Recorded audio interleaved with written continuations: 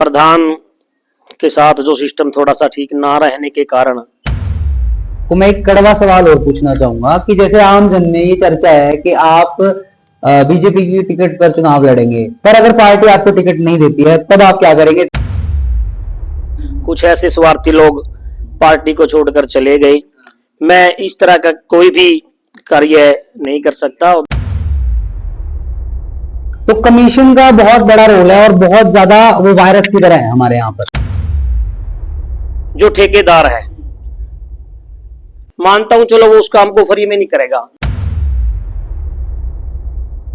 नमस्कार दोस्तों, prime talks के दूसरे एपिसोड में आपका स्वागत है। और आज मेरे साथ स्टूडियो में मौजूद है भाजपा मंडल अध्यक्ष राजीव राजपूत जी। आज हम करेंगे इनसे सीधी बात नगर पालिका चुनाव को लेके, और जो सवाल है वो मेरे नहीं, वो आपके सवाल होंगे, जनता के सवाल होंगे। तो आइए शुरू करते हैं। राजीव जी, तो मेरा पहला सवाल यह है कि नगर पालिका चुनाव को लेके आम जन में चर्चा है कि जो आप भाजपा पार्टी की टिकट पर चुनाव लड़ेंगे, इस बारे में आप क्या कहेंगे? देखिए असीम जी, मैं भारतीय जनता पार्टी से 2014 से जुड़ा हुआ हूँ। मैं बूथ अध्यक्ष रहा। उसके बाद पार्टी ने मुझे युवा मोर्चा मंडल अध्यक्ष बनाया। 2018 में मेरे वार्ड की देवतुल्य जनता ने मुझे अपना आशीर्वाद दिया, मैं पार्षद बना। और अभी 2024 में मुझे पार्टी ने मेरे पे विश्वास जताया, मुझे यहाँ से मंडल अध्यक्ष बनाया। तो मैं पार्टी संगठन के जो भी आदेश मुझे मिलेंगे, मैं यहाँ से चुनाव लड़ने का इच्छुक हूँ। अगर पार्टी मुझे यहाँ से प्रत्याशी बनाती है तो जनता आपको क्यों चुने? क्या रोड मैप है आपके पास कलायत के लिए? देखिए असीम जी, इसमें मैं पिछले जो 2018 से 24 पार्षद रहा। पार्षद रहते मैंने, क्योंकि पार्षद एक वार्ड का होता है, वार्ड का पार्षद रहते मैंने अपने वार्ड के लिए काफी काम किए हैं। सामुदायिक केंद्र मैंने अपने वार्ड में बनवाया है, कान्हा सामुदायिक केंद्र के नाम से। 32 लाख रुपए लगभग लागत जिस पे आई। आवास योजना जो प्रधानमंत्री जी की हमारी है, उसमें मैंने 80 से 85 लोगों को 2.5 लाख रुपए मकानों के दिलवाने में मदद की है। टॉयलेट शौचालय के लिए जो मोदी जी की स्कीम थी, उसमें मैंने 70 से 75 लोगों को पहली और दूसरी वो पैसे लोगों को दिलवाने में उनकी मदद की है। तो सामुदायिक केंद्र का वार्ड का पार्षद रहते मैं एक सामुदायिक केंद्र बालापत्ती जो हमारी है वहां बनवाना चाहता था, एक रामपत्ती की तरफ बनवाना चाहता था।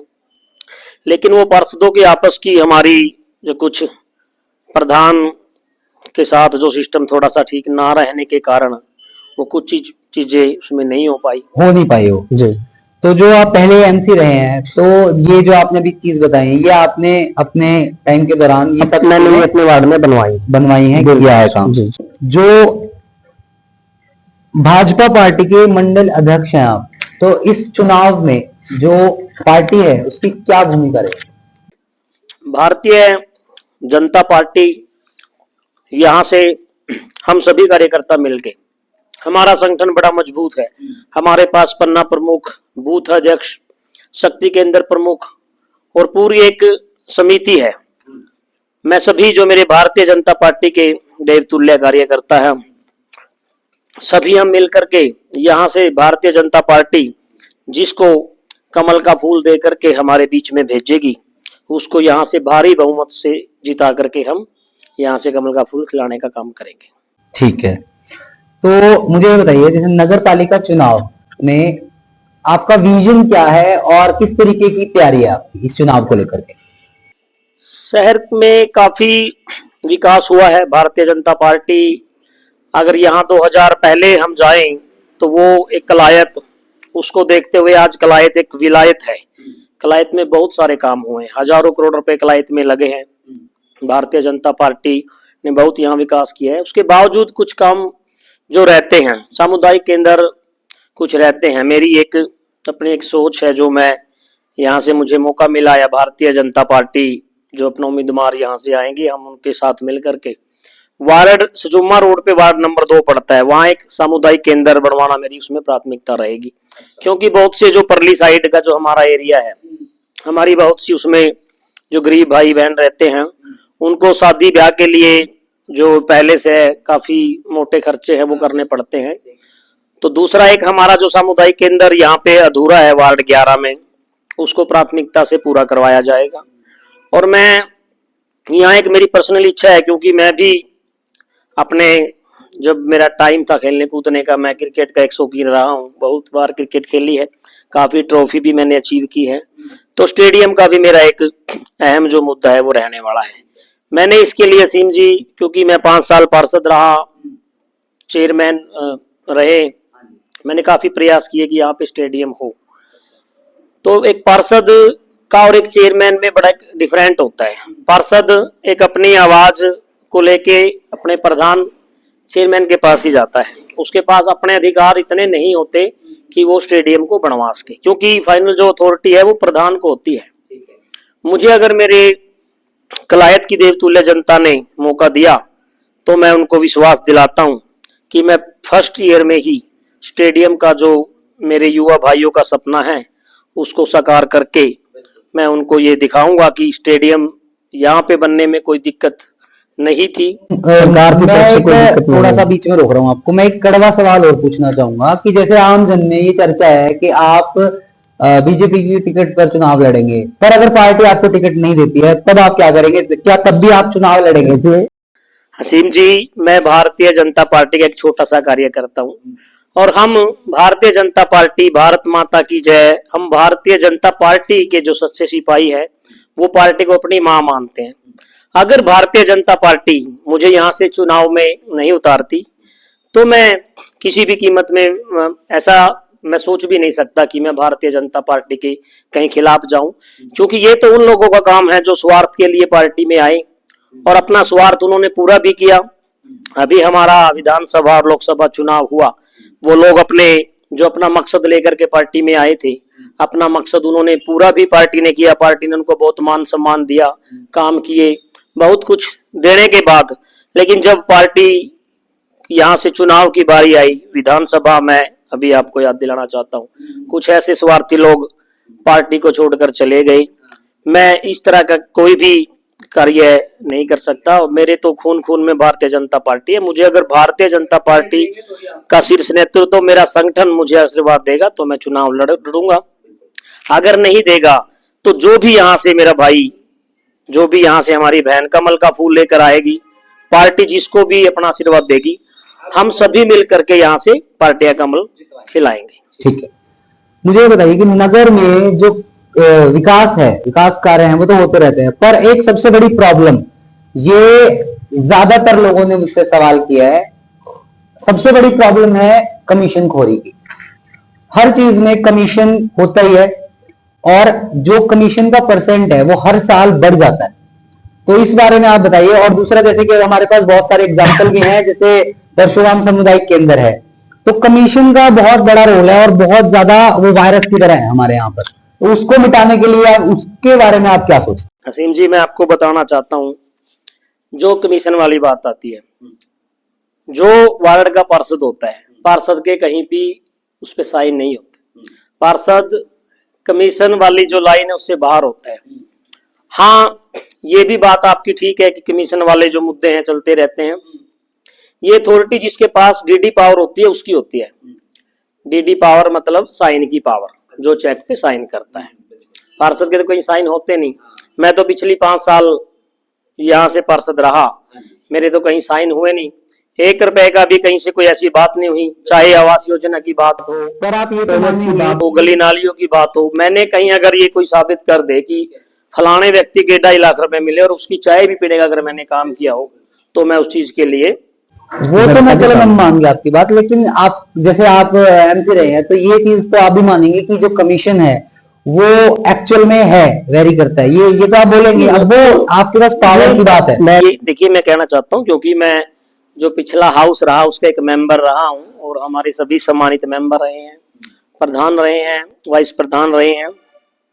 ये बात जो कमीशन वाली आती है, ये बात कहने में और सुनने में कुछ अलग हो सकता है, लेकिन जो भी पैसा भारतीय जनता पार्टी के अगर 100 रुपए वहां से आए तो 100 रुपए यहाँ लगते हैं। लेकिन जो ठेकेदार है, जो उस काम को करने वाला है, मानता हूं चलो वो उस काम को फ्री में नहीं करेगा। कोई भी हम काम करते हैं तो उसमें उसका 1%, 2%, 4% ऐसा होता है। लेकिन मैं तो मेरे शहर वासियों को इतना विश्वास जरूर दिलवाना चाहता हूं कि यहाँ से अगर मुझे मौका मिलता है, भारतीय जनता पार्टी अपना कमल का फूल दे करके मुझे शहर के लोगों के बीच में भेजती है। जो ये आपकी बात आई है कमीशन खोरी वाली, अगर ये कहीं ऐसा मुझे तो नहीं लगा, लेकिन कहीं अगर फिर भी इसकी कोई ऐसी बात है तो उस पर बिल्कुल अंकुश लगाने का काम आप मिटाने का काम करेंगे? बिल्कुल करें, बिल्कुल ठीक है।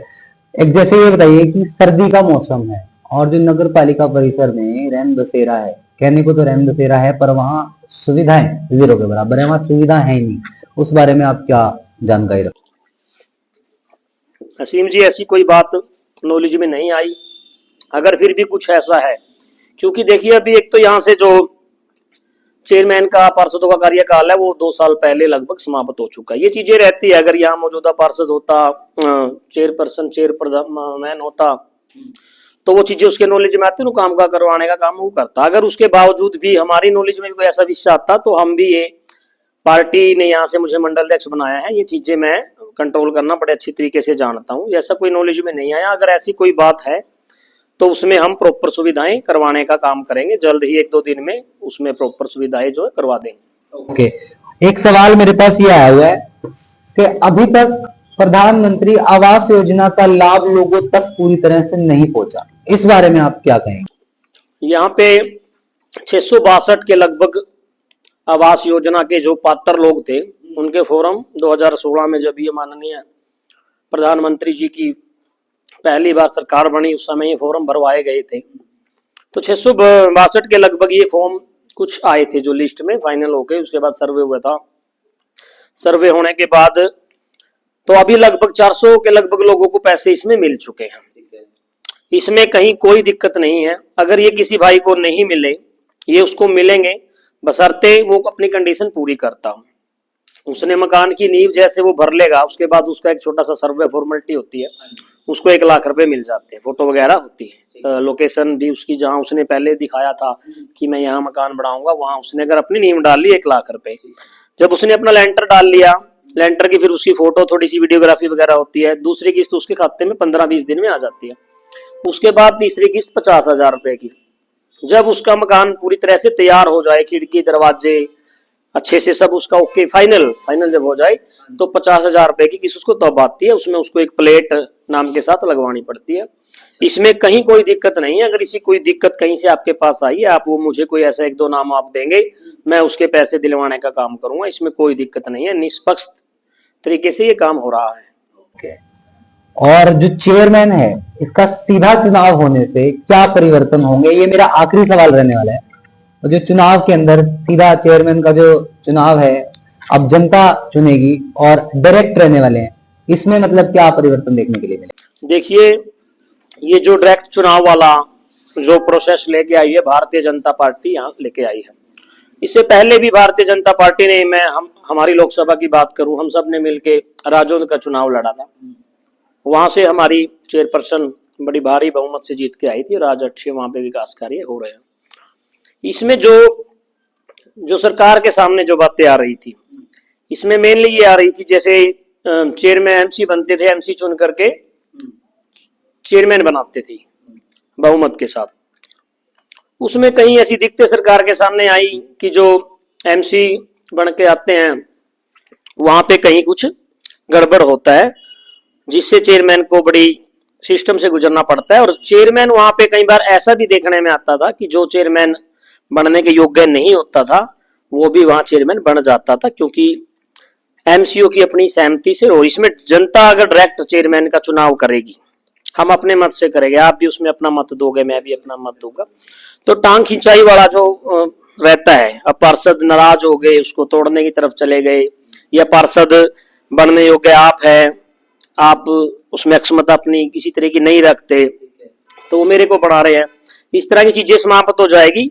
तो इन सभी चीजों से बाहर निकलने के लिए कि जो भी डायरेक्ट चेयरमैन बन के आएगा, खींचतान नहीं होगी, ग्रुपबाजी नहीं होगी, एमसी अपने मत का इसमें प्रयोग नहीं कर पाएगा, तो वो गुटबाजी नहीं होगी, कोई एमसी की खिलाफत या कोई ऐसी चीजें चेयरमैन के साथ भी नहीं होगी। चेयरमैन इसमें फुल पावर के साथ अपनी पावर का प्रयोग करते हुए शहर के सभी 16 के 16 जो भी वार्ड है उनका वो विकास कर सके। और मैं जो भी यहाँ से हमारा पार्टी का चेयरमैन बन के आएगा, पार्टी मुझे आशीर्वाद देगी, जिसको भी आशीर्वाद मिलेगा हम कमल का यहाँ से फूल खिलाएंगे।